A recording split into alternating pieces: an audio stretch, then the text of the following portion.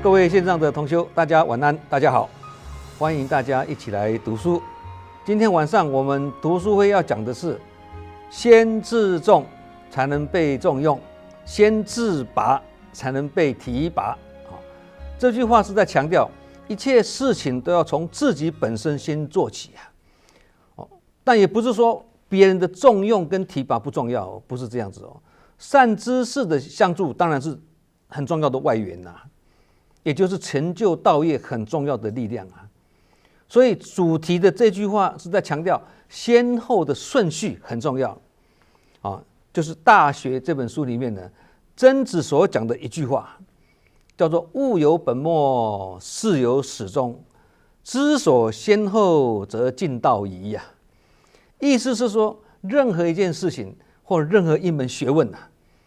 只要能够看清本末，分别先后啊，这样就能知道事情的来龙去脉啊，就能知道它的道理了啦。那我们平常讲自度度他，自觉觉他，自利利他，自爱爱他等等，都是自放在前面的，他放在后面的都是由内而外啊，由近而远虽然有前后内外远近但彼此没有分开还是紧密的结合在一起啊。所以自跟他虽有先后，但不能分开。就好像说旅行的时候啊，我们跟着导游走嘛，那队伍中一定有人走在前面，走在后面嘛。虽有前后，但不能脱队，一脱队就很容易走失而迷路嘛。道理是一样的。这个告诉我们一个道理啊，自利跟他利对我们的人生非常重要。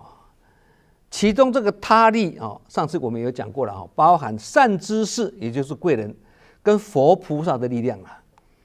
所以严格把它区分，应该是三种力量啊：自利、他利、佛利啊。换句话说，自重跟自拔很重要啦，就自利嘛。但是别人对我们的重用跟提拔也是同等重要啊。那举例来说，大家就更清楚了。一个歌手啊，他必须先自己锻炼出一流的唱功跟实力啊，才会创造出自己的身价嘛，也才会得到别人的赏识，而给予更大的舞台跟机会啊。一个演员也是一样啊，他必须自我充实跟训练啊，才能让自己的演技炉火纯青，演什么像什么这样才能创造出自己的身价嘛。那有了身价以后，就会水涨船高啊，这个就是主源来自自己啊。好，那主源成熟了再加上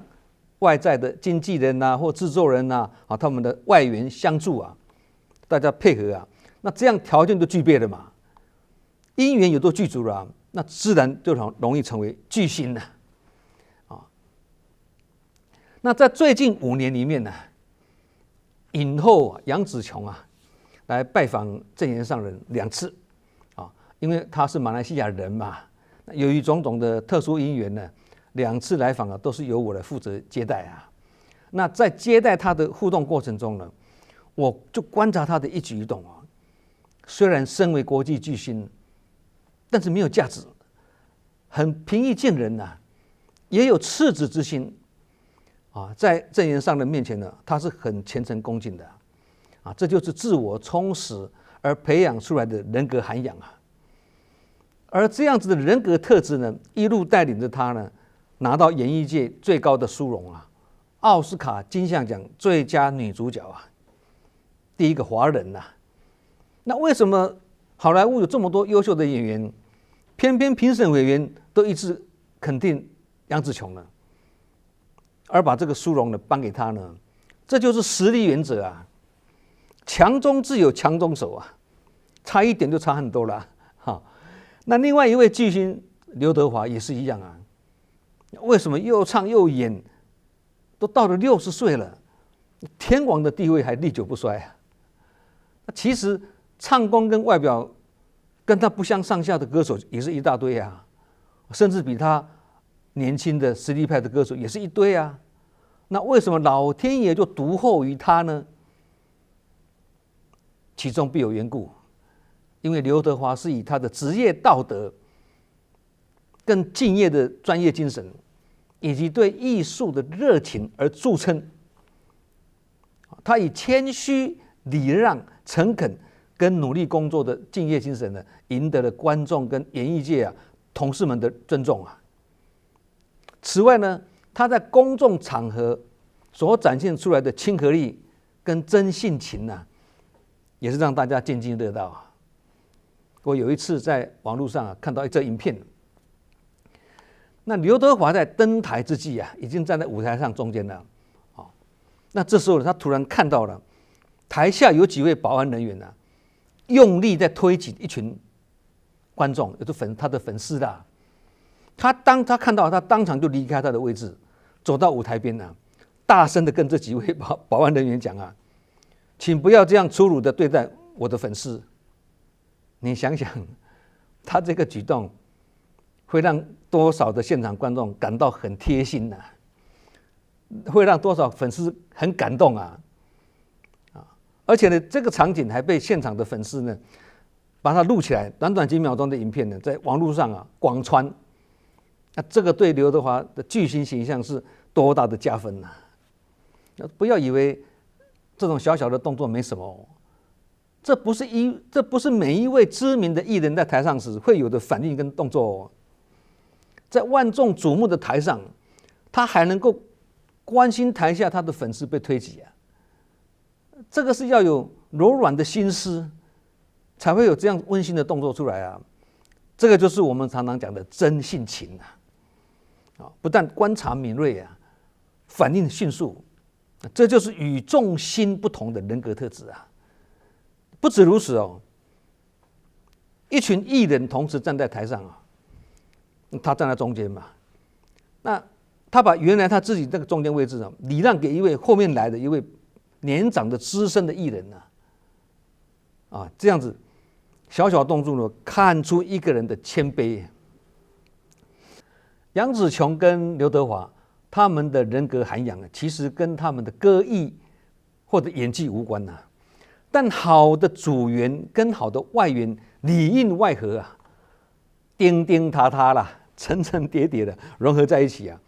却是两位都已年近60岁的老艺人在演艺圈人气不减跟历久不衰的关键因素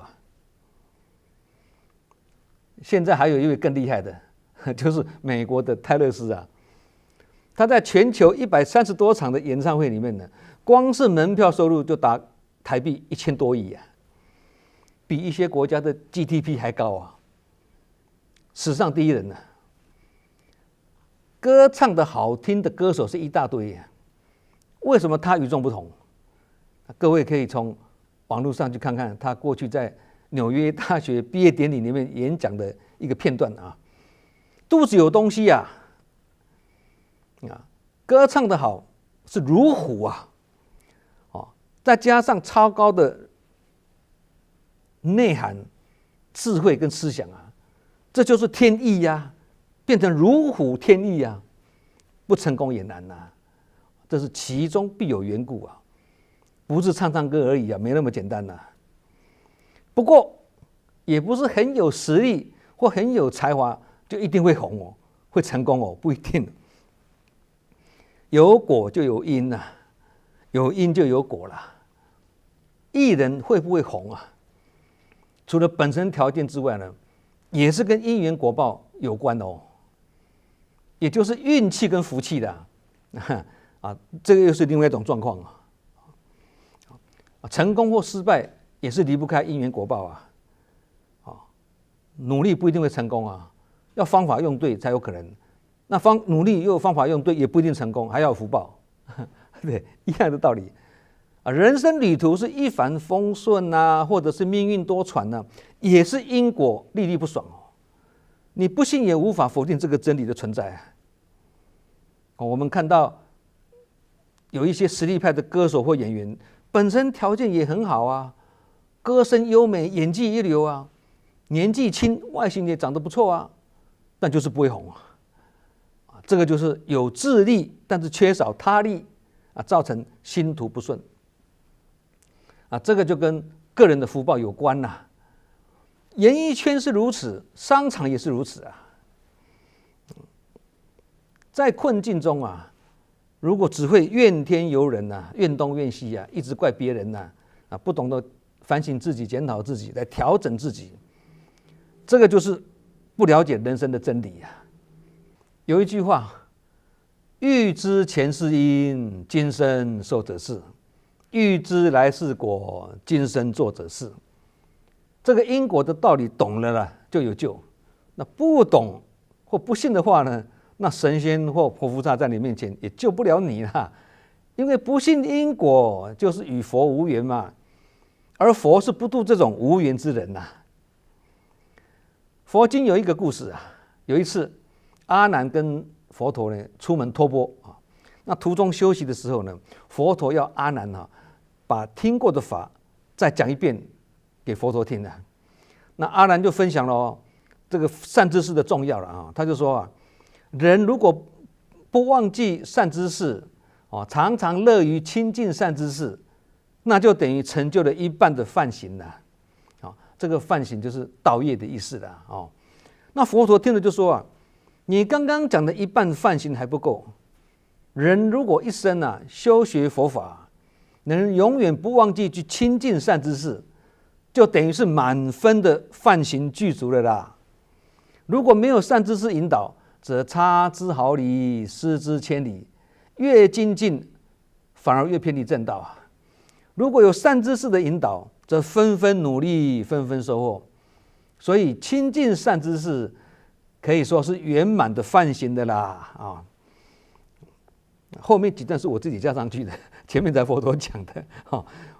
那这样大家比较容易听得懂了。那阿难就回答说了：哎呀，佛陀，我的智慧还不够啊！佛陀讲的真圆满哦。那这个佛经上的故事呢，启示我们善知识在我们生命中的重要啊。也才说善知识不得占理，恶知识不得占尽啊。生命中呢，有时候并不是我们没有善知识而是我们没有智慧去分辨善知识，也没有智慧去把握善知识，甚至呢认贼为父啊，那这个就更要命了。所以才说人生有3件事情是很可悲。第一件，遇名师不懂得追随；第二个，遇善事不懂得亲近；第三个，遇良机不懂得把握。那善知识就是良师益友嘛。那善知识具足，就是我们生活周遭呢充满着贵人，而这辈子我们所结交、所亲近的这些善知识或贵人呢，他们又会继续成为我们下辈子的好姻缘哦。那这个影响就大了。所以生命中有没有善知识跟贵人呢，非常重要。因此佛陀才会说，能亲近善知识，就具足全部的梵行的啦。佛陀虽然说善知识很重要，但没有说是唯一重要，也是强调真如本性是同等重要啊。所以佛陀才会开始说，智依止，法依止，莫亦依止。提醒我们要智依止，就是依自己的智慧啊；法依止就是依正信的佛法；莫亦依止，就是不要去依靠那些外来神教外来神力、外道或者怪力乱神等等，要依靠善知识，不要去依靠三姑六婆啦，要依对人，不要依错人啦。总而言之，就是佛法最高的指导原则，依法不依人啦。所以我们不能听佛陀讲善知识很重要就自行解读或误解说其他都不重要文法也是一样要客观解读不能错误解读，否则就会造成偏听而以偏概全了这样道理就会偏差。那佛教徒皈依三宝呢，表面上是皈依某某法师嘛，其实追根究底呢，就是皈依自性三宝，叫做自皈依啦。也就是刚刚佛陀讲的自依止跟法依止自利、他利、佛利三利具足才能够成就道业啦。然而这个三力里面呢，必须从自力先做起，所以要认清主副、先后、本末、始终的关系，这些次序不能够颠倒，跟吃药一样啦，有分饭前饭后，不是吗？你不要固执的说，反正吃下去都混在一起的啦，听起来好像有一点道理，其实是歪理呀。难道医生不知道吃下去都混在一起的吗？那会分饭前跟饭后，一定有它的道理，否则干嘛去分前后呢？对，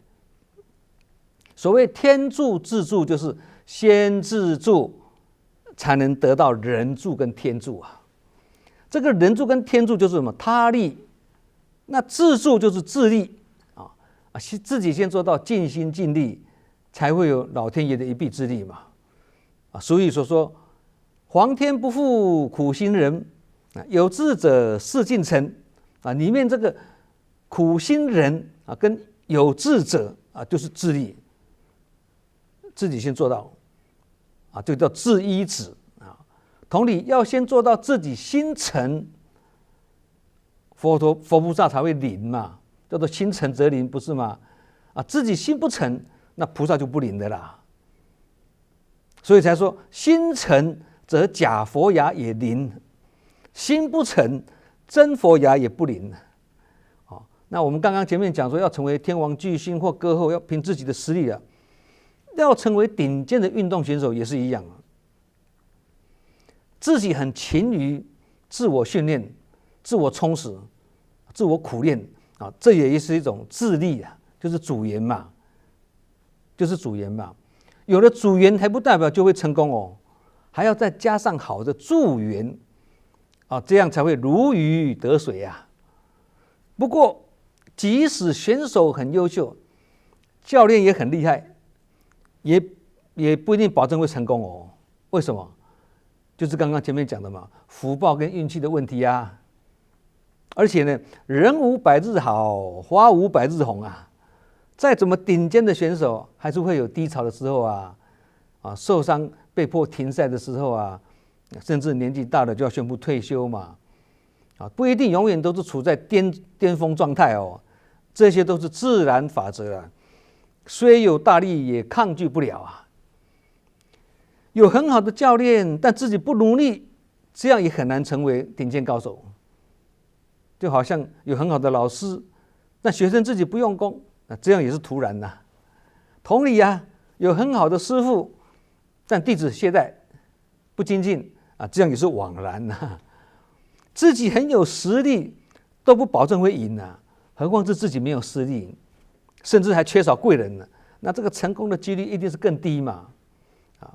自己很勤奋努力就是主言再加上好的教练、老师、师傅这是助言，两个因缘结合起来呢就是伯乐碰到千里马伯乐很重要，千里马也是很重要，两个要互相搭配，事情才会成就。那伯乐碰到千里马呢，这个有典故伯乐他本名叫做孙阳是春秋时代的人他懂得去辨别马匹的好坏。那伯乐呢，他本来不是人名是天上星宿的名称，叫做伯乐专门掌管这个天马。那因为这个孙阳这个人呢，他很懂得相马，所以大家都叫他伯乐有一次这个伯乐路过一个地方看见一匹马匹一匹马在拉着盐车载盐的车他一眼就看出这是一匹真正的千里骏马不禁的睁大眼睛呢去注视着它并走向前去抚摸这个马背那伯乐看到哎呀，这一匹好马呢，却被人当作劣马在用在看待用它去拉盐车了觉得很可惜，很痛心他就不由自主的哭泣起来了。那这匹马匹呢，似乎呢很有灵性好像知道说哇，伯乐在同情他了，大材小用了那看到伯乐哭泣听到伯乐哭泣的声音呢，这匹马就抬起头来就嘶叫起来因为伯乐呢，他对马的辨别有独到的眼光啊。后人就把它引申为伯乐相马这句话啦。这个是他的典故啦，用来形容能慧眼识英雄的人呐。现在我们常常把有用的人才呢比喻作千里马，把具有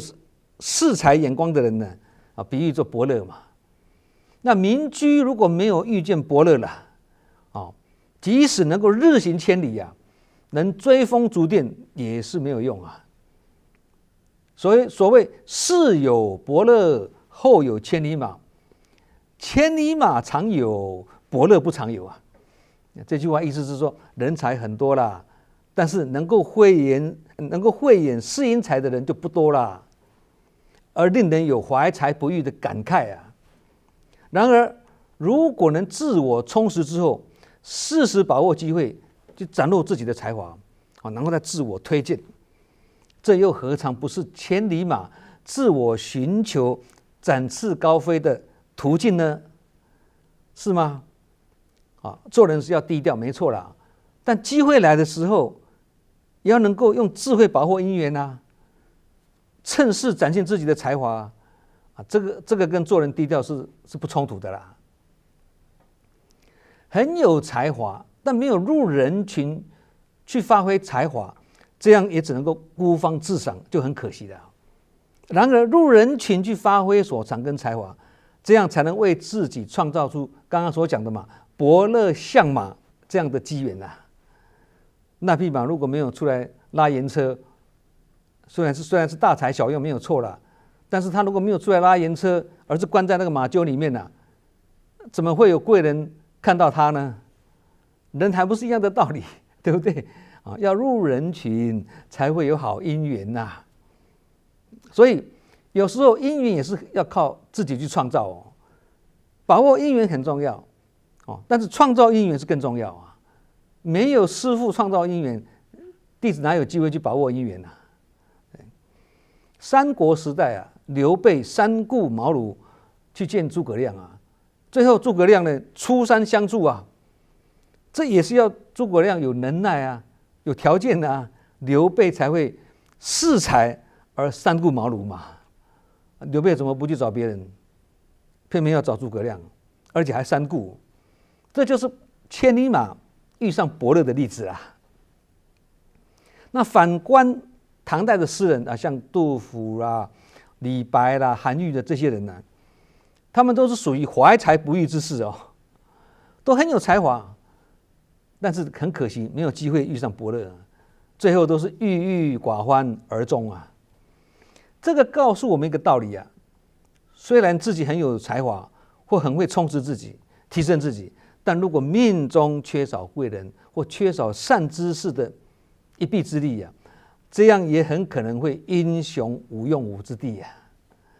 那千里马如果没有被发现跟好好使用，就会失去发挥千里马的能力跟条件啊，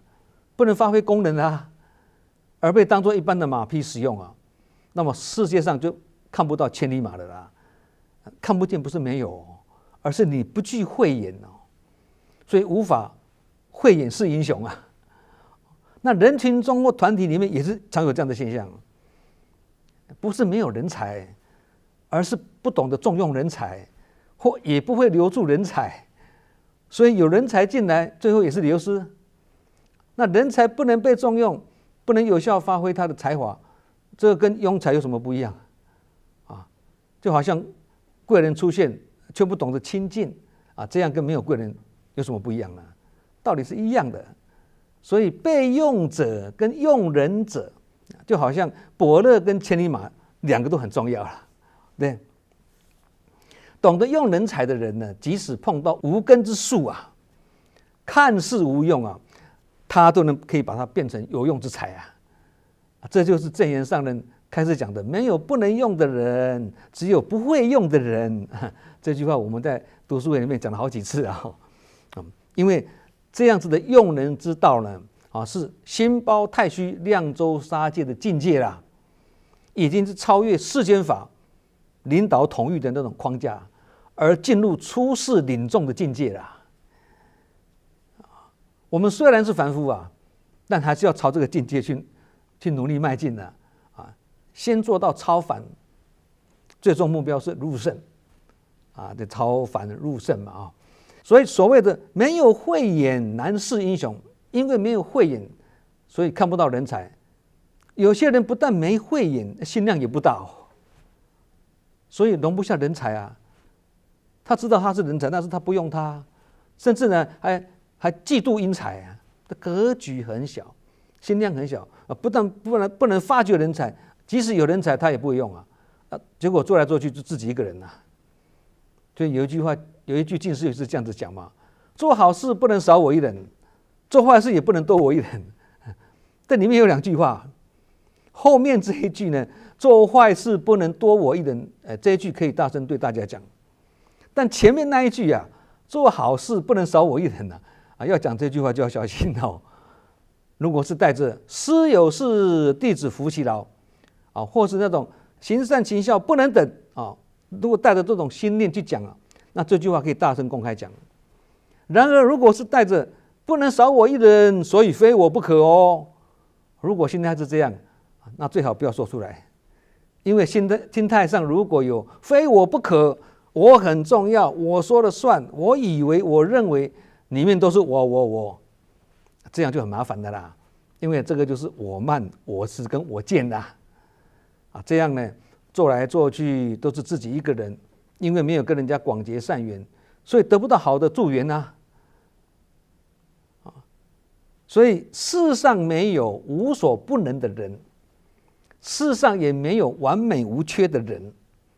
每一个人都是有其长必有其短。一个人能力有大小之分嘛，水准也有高低之别啊，个性也因人而异啊。那究竟要怎样使用人才呢？这个唐太宗啊，有他独到的见解啊，我们可以参考啊。唐太宗提出了一个很重要的用人原则啊，他说：人不可以求备，必舍其所短，取其所长啊，并且说君子用人如器，各取所长啊。刚刚第一句话，人不可以求备啊，准备的备，是指人不应该要求自己的完美无缺啦。那这句话也是在告诫我们呢，要接受自己的不足，不要太苛求完美，应该以平常心对待自己的不足之处，而不是一味的追求完美。然而我们还是要努力精进，不能拿唐太宗这句话呢当作借口，把缺点跟习气呢合理化了，那这样就误解这句话了嘛。那用人之道就是要用其所长，避其所短也就是把人才放在他最有发挥的那个最能发挥的那个岗位上啊。那唐太宗就是根据这样一个用人原则呢，用了大批的文臣武将他们虽然才华不一样，专长也不同，但彼此都能够互补相得益彰最后呢，成就了历史上著名的贞观之治啦。现在很多领导者或领众者，他们用人的思维刚好相反，他们是以人废言，以言举人意思是说，不要因为这个人不要因为跟这个人缘结的不好，而把他所说的好话也排斥掉，